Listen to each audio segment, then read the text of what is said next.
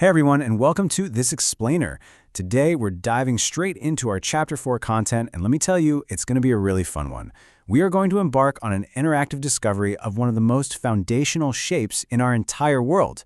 We're uncovering geometry, specifically the hidden secrets of circles. Okay, let's dive into this. Consider everyday items like a standard compact disc or a classic yellow wall clock. We see objects exactly like these dozens of times a day, right? We probably don't even give them a second thought. But look really closely at their borders. They are perfectly round. They don't have any jagged edges, no sharp corners, and absolutely no straight lines. These everyday items are actually physical, tangible manifestations of a pure mathematical concept. And honestly, grounding abstract math in tangible reality is just the best way to learn. So these everyday objects are our perfect starting point for understanding circular shapes. So you might be wondering, how do we actually capture this shape and bring it onto a flat piece of paper? Well, we can literally just borrow the geometry of the objects around us. It's incredibly easy to trace these shapes. You can take the base of a simple cup, maybe a 2-rupee coin, a ring, or even that CD we were just talking about. By placing the object flat against a surface and guiding your pencil right along its outer edge, you are transferring that perfect mathematical boundary directly onto your page. It's a super simple, hands-on way to instantly create a flawless geometric figure. And the best part? You don't need any specialized tools to do it. So the crucial point is how we actually define what we've just drawn. It's really easy to look at a traced coin and say, oh, that's a circle. But mathematically speaking, a circle is defined precisely as the complete curved line of such a figure. Notice that definition carefully because it's a real game changer.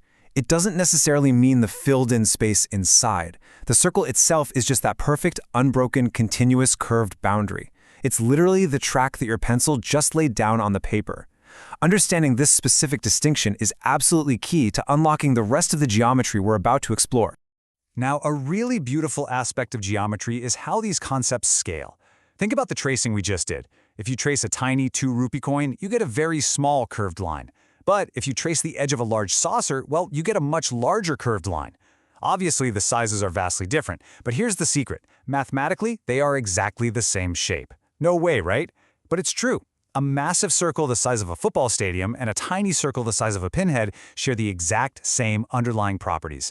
The size changes, sure, but the fundamental geometric rules governing that continuous curved line, they never alter. Let's actually prove this by finding the hidden structure inside this shape. I absolutely love this next exercise because it's so hands-on. Imagine you've traced your circle onto a piece of paper. Step 1, cut along that curved line so you have a solid, flat, circular piece of paper, which, in geometry, we call a circular lamina. Step 2, take that circular paper and fold it perfectly in half, dividing it into 2 equal semicircles. Unfold it, and with a pencil and ruler, draw a straight line right down that crease. Step 3, turn the paper and fold it in half again, creating a totally different crease, and mark that second fold line with your pencil. You can even do this a third or fourth time if you want. Now, what's really interesting here is what happens when you look at the final result of all those folds.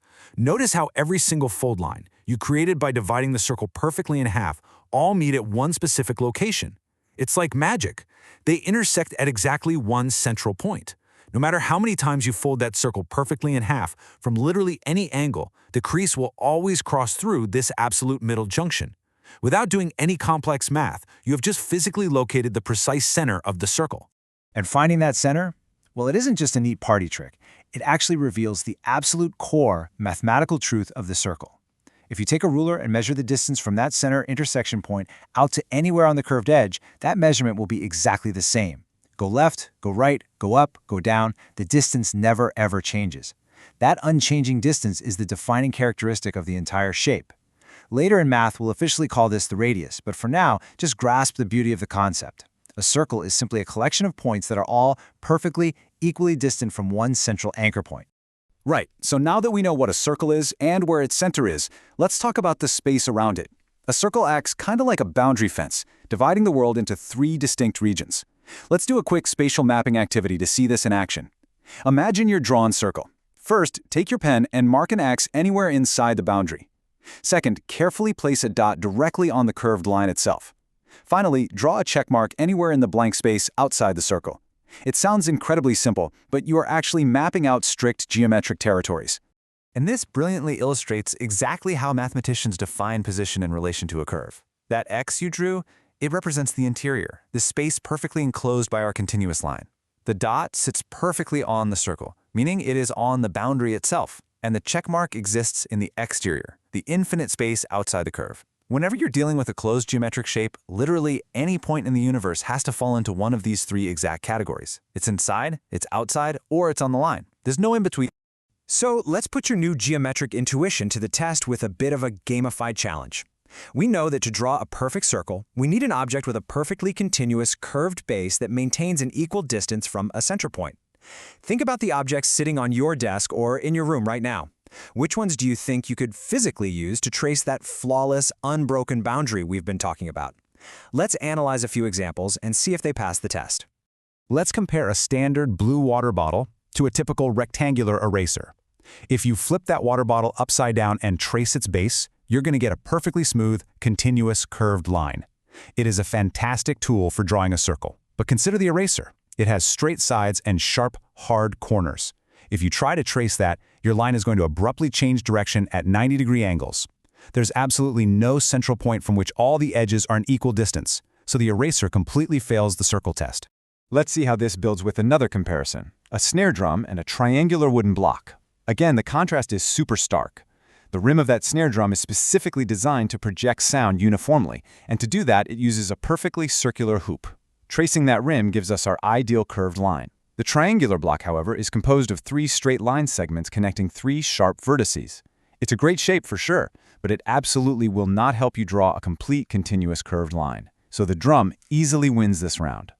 We've seen how CDs, clocks, cups, and drums all harbor this incredible mathematical shape. Geometry isn't just locked away on a textbook page, it's practically building the world we interact with every single day. So I want to leave you with a provocative thought to chew on. If a circle is defined purely by its perfect curved line, and we've so easily found it hiding in plain sight, what other hidden shapes are waiting to be discovered in the everyday objects around you right now? Keep your eyes open, keep analyzing your environment, and never stop learning. Thank you so much for joining me on this explainer, and I'll catch you next time.